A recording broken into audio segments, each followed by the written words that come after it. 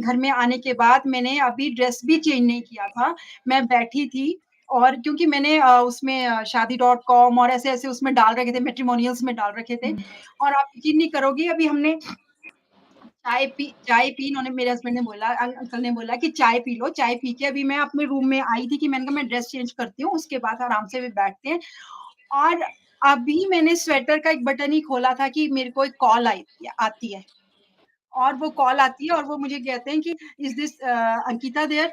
मैंने बोला नहीं मम्मी मैं बोल रही हूँ। उन्होंने बोला कि ऐसे-ऐसे हमने ऐसे-ऐसे देखा था तो हमें आपका वो प्रोफ़ाइल पसंद आई है और हम ऐसे-ऐसे तो फिर मैंने और क्योंकि उसमें डर भी लगता है दीपा आंटी क्योंकि मैंने हुँ। कहीं बाहर से पूछने का डर बहुत बड़ी चीज़ होती है और बच्चे के लिए ख़ास तौर से।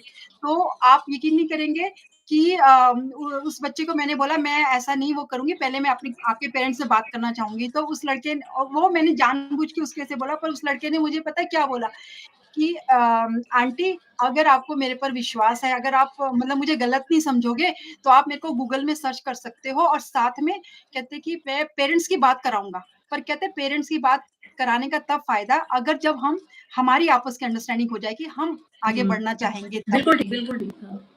उसकी बात ना मुझे स्ट्राइक करी कहीं पे और फिर मैंने उस दिन मैंने उसको कुछ नहीं बोला, मैंने इतना ही बोला कि बेटा जी आप क्योंकि मेरी बिटिया मंगलिक है, तो आप पहले मुझे ना अपना date of birth, time, place दे देना, मैं पहले कुंडली मिलाऊँगी उसके बाद ही सब कुछ करूँगी।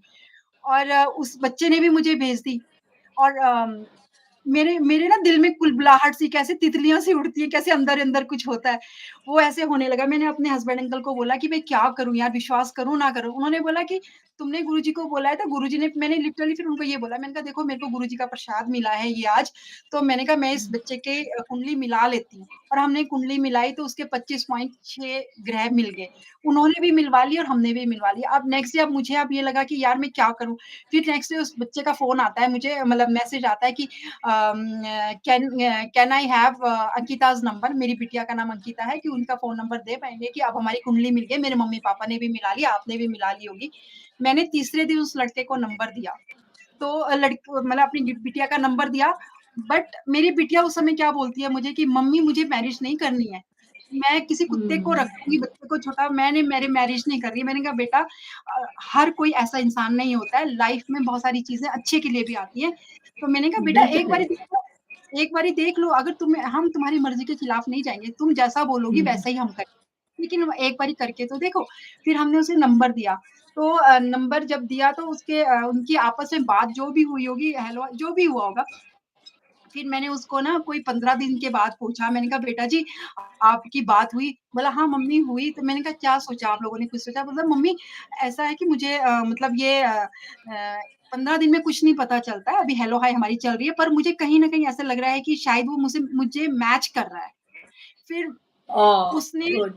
3 महीने लिए ना मतलब दीपा आंटी 3 महीने लिए और 3 महीने के बाद वो रिश्ता पक्का हुआ और वो मुझे इतना गुरुजी का प्रसाद मिला है ना दीपा आंटी, दिल्ली के वो लोग हैं, वैशाली में वो रहते हैं।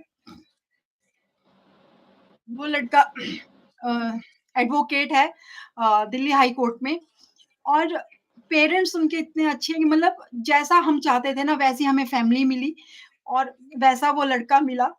तो मेरे मन में ना आप अभी पानी मैंने पी लो। 26 पूनम जी, नहीं मुझे पूनम जी खुशी है, पानी पी लो, मैं रुकी हूँ। नहीं मुझे खुशी है। मैं मुझे बहुत खुशी है कि आज गुरु बा ने मुझे आज उन्हें मैंने आज सोचा हुआ था कि मैंने जब भी पहला शुकराना करूँगी दीपा आंटी के साथ ही करूँगी। और ओह! जय गुरु जी। आप यकीन नहीं करेंगे कि 26 अप्रैल को मैंने उसकी सगाई करी है और उस दौरान भी दीपा आंटी मैंने बस गुरुबा को बोला कि आपकी नातनी है, आप जानो, आप करने वाले हो, आपको ही सब कुछ करना है, मुझे नहीं पता, मुझे कुछ भी नहीं पता क्योंकि दीपा आंटी हमारा पहाड़ी कल्चर और पंजाबी कल्चर थोड़ा डिफरेंट होता है। आप कहाँ रहते हो? शिमला, शिमला ओह!